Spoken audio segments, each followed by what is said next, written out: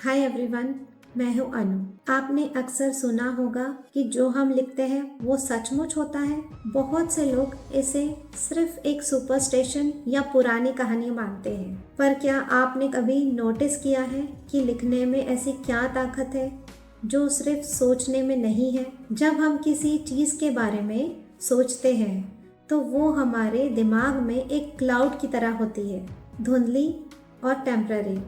जब हम उस थॉट को बैठ के एक सारे पेपर पे उतारते हैं तो हम एक फिजिकल एक्ट कर रहे होते हैं। आज हम समझेंगे स्क्रिप्टिंग के पीछे की साइंस। हम बात करेंगे कि कैसे लिखना आपकी ब्रेन की वायरिंग को चेंज कर सकता है और क्यों आपका सबकॉन्शियस माइंड रिटन वर्ड पे ज़्यादा भरोसा करता है। इसे लॉजिकली समझते हैं। हमारे ब्रेन का एक बहुत बड़ा हिस्सा हमारे फिंगर्स और हैंड के मूवमेंट को कंट्रोल करता है। इसे न्यूरोसाइंस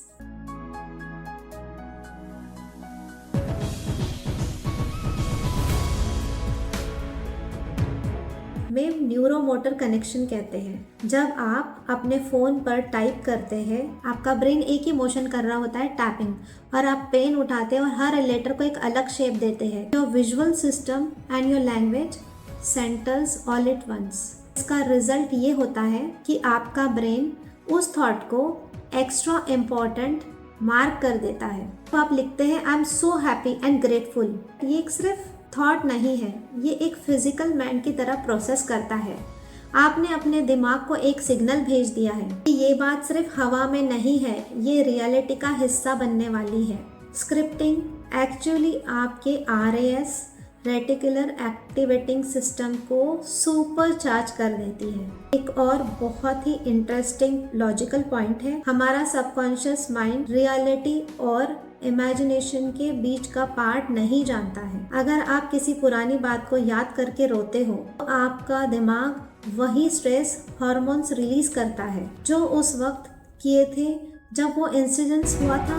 स्क्रिप्टिंग का लॉजिक ये है, जब आप अपनी लाइफ को प्रेजेंट टेंस में लिखते हो जैसे कि वो काम पहले ही हो चुका है, तो आप अपने दिमाग को एक न्यू मेमोरी क्रिएट कर रहे होते हैं। आप अपने न्यूरॉन्स को एक वायर कर रहे हैं एक ऐसी रियलिटी के लिए जो अभी वहाँ नहीं दिख रही है पर आपके अंदर सच बन चुकी है। जब आप रोज लिखते हैं तो धीरे धीरे आपका पुराना फियर डिलीट होने लगता है और एक नया सक्सेस बेस्ड रास्ता बन जाता है। आप अपने ब्रेन को कंफ्यूज कर देते हैं और वो उस रास्ते को नॉर्मल मान लेता है। तो इसे करने का सबसे सॉफ्ट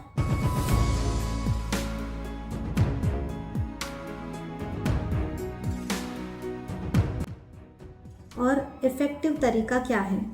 इसके लिए आपको कोई मैजिक जनरल नहीं चाहिए, बस एक शांति वाली जगह और एक पेन चाहिए। आज से एक प्रैक्टिस शुरू कीजिए। सोने से ठीक पहले, जब हमने पहली बात की थी कि आपका सबकॉन्शियस माइंड खुला होता है, अपनी डायरी उठाइए और यहाँ एक ट्विस्ट है। आपको अपनी विश नहीं लिखना है, आपको अपनी स्टोरी लिखनी है। ऐसे ही लिखिए जैसे आप 6 महीने आगे से पीछे देख रहे हैं। आज का दिन बहुत खूबसूरत है, मुझे वो प्रमोशन मिल गया है और मैं बहुत पीसफुल फील कर रही हूँ।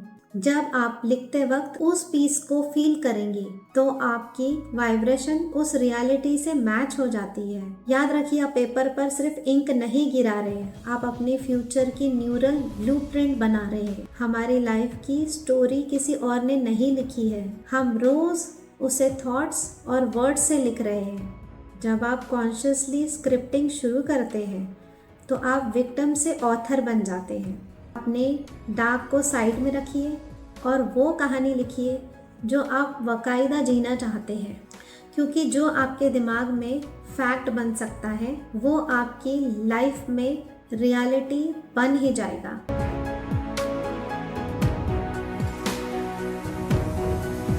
अगली वीडियो में हम बात करेंगे ट्रूथ अबाउट लक के बारे में, कैसे प्रोबेबिलिटी और इमेजिनेशन वो मिलके बनाती है जिसे दुनिया लक कहती है।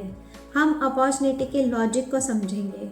अगर आप अपनी स्टोरी लिखने के लिए रेडी हो तो कमेंट में लिखिए I am the author of my life. मैं हूँ Anu. Stay peaceful, stay mindful.